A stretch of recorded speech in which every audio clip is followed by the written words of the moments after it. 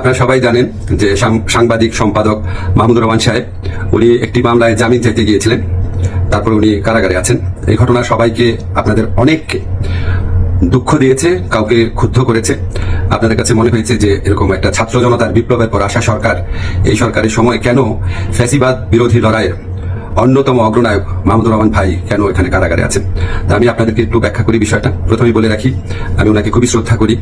এদেশে শেখ হাসিনার যে ফ্যাসিবাদী শাসন ছিল সেটার বিরুদ্ধে যে লড়াইটা আমাদের, সেটা সূচনা করেছিলেন, বুদ্ধিবৃত্তিকভাবে তিনি সূচনা করেছিলেন, এবং এই জন্য ওনাকে প্রচন্ড নিপীড়ন নির্যাতন ভোগ করতে হয়েছে, যেটার সাথে মানে কোনো কিছু তুলনা হয় না আর কি। তো উনাকে একটা অবিশ্বাস্য একটা চরম ভুয়া মামলায় ওনাকে ফ্যাসিস্ট শেখ হাসিনা সরকার ওনাকে শাস্তি দিয়েছিল, হয়েছিল ওনারা বর্তমানে শাস্তি দিয়েছিল। অবিশ্বাস্য মামলা একটা, এবং এই মামলা মেরিট নিয়েও প্রশ্ন তোলা যেতে পারে, কিন্তু বিচার কার্যটা সম্পন্ন হয়ে গিয়েছিল এবং ওনাকে শাস্তি দেওয়া অলরেডি হয়ে গিয়েছিল। তো উনি যখন এখানে আপনার বাংলাদেশে আসলেন, আসার আগে কিছুদিন আগে ওনার স্ত্রী, আমাদের শ্রদ্ধেয় ভাবি, ওনার বিরুদ্ধেও একটা অত্যন্ত মানে অগ্রহণযোগ্য ভিত্তিহীন মামলা করা হয়েছিল। তো উনি সেই মামলাতে সাজা স্থগিত করে আপিল করার জন্য আবেদন করেছিলেন। এই আবেদন কিন্তু আইন মন্ত্রণালয় অথবা আমার কাছে আসে না, এটা যায় স্বরাষ্ট্র মন্ত্রণালয়ের কাছে। স্বরাষ্ট্র মন্ত্রণালয় যখন আমাদের অভিমত চেয়েছে, আমরা ইতিবাচকভাবে এটা দেখার জন্য জোর সুপারিশ করেছি।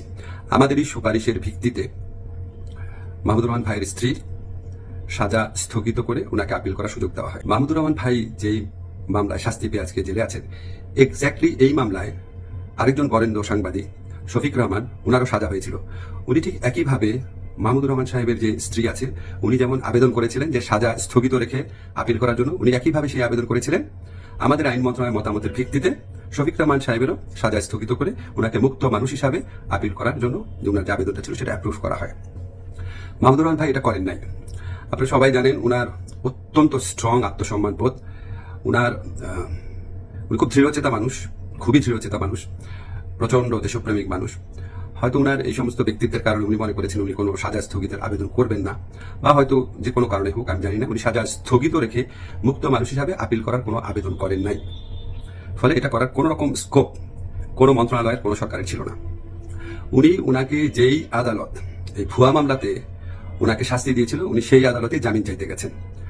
আমাদের ফৌজদারি কার্যবিধিতে আছে, যদি কোনো আদালত কাউকে 1 বছরের বেশি শাস্তি দেয়, ফৌজদারি মামলা যদি 1 বছরের বেশি শাস্তি দেয়, তাহলে সেই আদালত দোষী সাব্যস্ত ব্যক্তিকে জামিন দিতে পারবে না, জাস্ট পারবে না, কোনো স্কোপ নাই।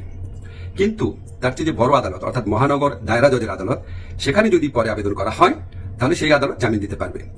মাহমুদুর রহমান ভাইয়ের আইনজীবী যাতে মহানগর দায়রা জজের কোর্টে জামিনের আবেদন করতে পারেন, সেই জন্য রায় যেদিন হয়েছে ঠিক সেদিনই অত্যন্ত দ্রুততার সাথে ওনাকে সকল কাগজপত্র, রায় আদেশের কপি সহ পৌঁছে দেওয়া হয়েছে। আজকে আমি যখন আপনাদের সাথে কথা বলছি, আজকে হচ্ছে বুধবার, উনি যে কোনো কারণেই হোক উনি জামিনের আবেদন এখন করেন নাই। জামিনের আবেদনটা করলে ওই আদালতের জামিন দেওয়ার এখতিয়ার আছে এবং ওনার জামিন পাওয়ার পথ প্রশস্ত হবে।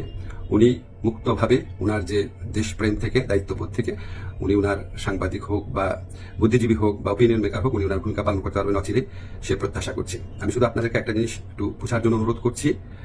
আমি আইন মন্ত্রণালয়ের দায়িত্ব পাওয়ার পর মাহমুদুর রহমান ভাইয়ের স্ত্রী ও সাংবাদিক শফিক রহমান, ওনারা যখনই আবেদন করেছেন সাজা স্থগিত করার, সেই আবেদনে আমাদের মতামতের ভিত্তিতে ওনাদের সাজা স্থগিত করা হয়েছে।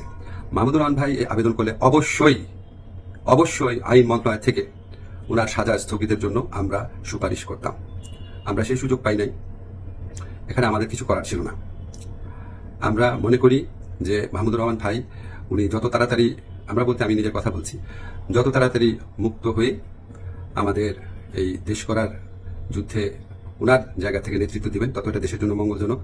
আমি আশা করব খুব দ্রুত ওনার জামিনের আবেদন করা হবে, যাতে ওনার জামিনের পথ প্রশস্ত হয়।